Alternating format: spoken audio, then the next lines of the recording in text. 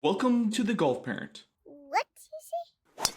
I'm curious, Kevin. So I told you I'm in Sri Lanka right now, which is where there's no studio background, and I brought two books because I brought a bunch of a lot of other stuff. So Bob Rotella, Golf is Not a Game of Perfect, and Pocket Taoism, Wisdom. I'm curious, with all of the players and everybody that you've worked with, what book or books have you gifted or have you suggested that your students read, and why? I think uh, I think one of the things that there's a couple of them that I think have been quite good. Earlier we talked about culture, right? And we talked about the stuff that I've learned about culture relative to performance came from a guy named Jerry Lynch.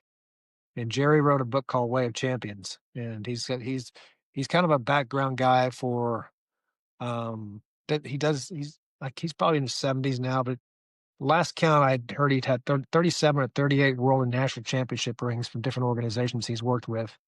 And he does kind of almost like industrial psychology for teams. And he believes that culture is the thing that kind of allows excellence comes from the right culture.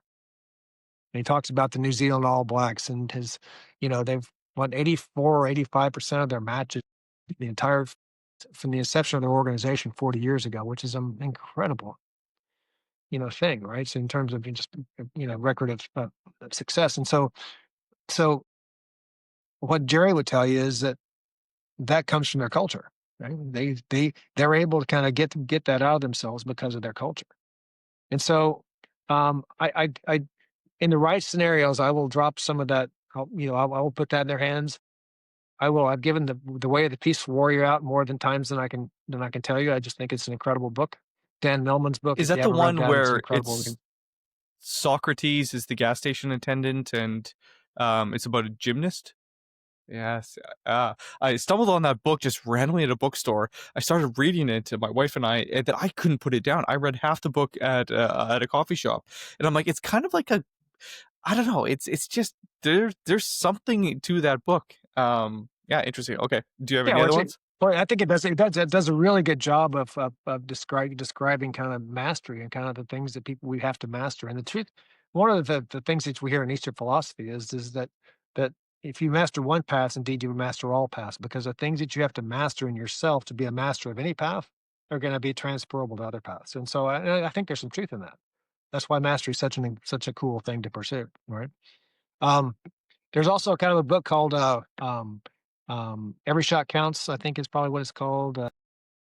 Every Shot Matters. I think it's Annika Sorenstam wrote a book about training and kind of all the things that she kind of did in her run up to becoming number one in the world.